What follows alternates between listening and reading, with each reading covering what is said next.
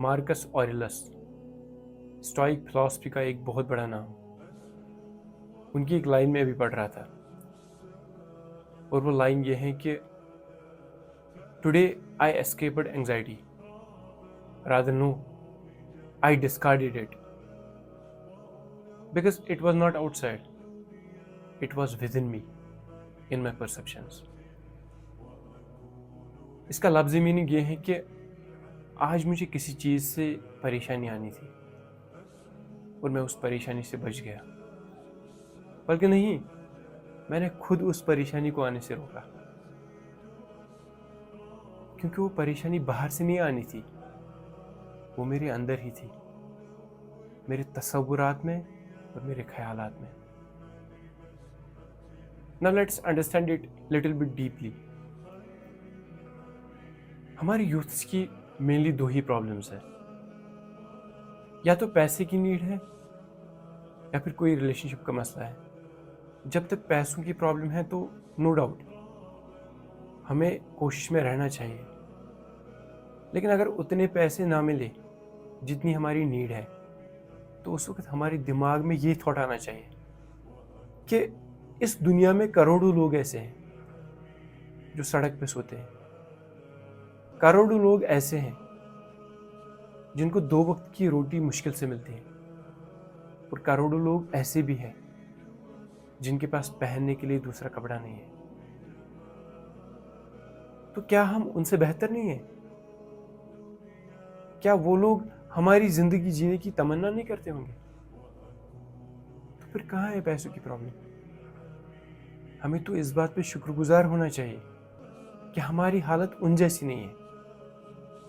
तो क्या पैसों की प्रॉब्लम सच में प्रॉब्लम है, या हमारी सोच इसको प्रॉब्लम बना रही है?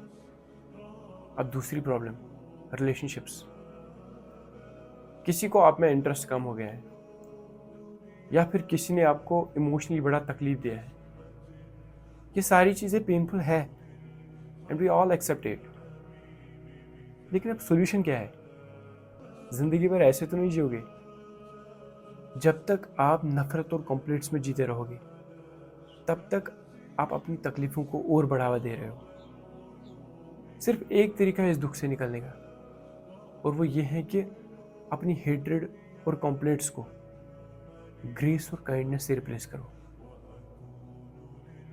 जो शख्स आपकी परेशानी की वजह है उस शख्स से जाके ये कहो, कोई बात नहीं, आपको लाइफ में जो करना है आप कीजिए, but let's and our grievances first, let's harmonise the things.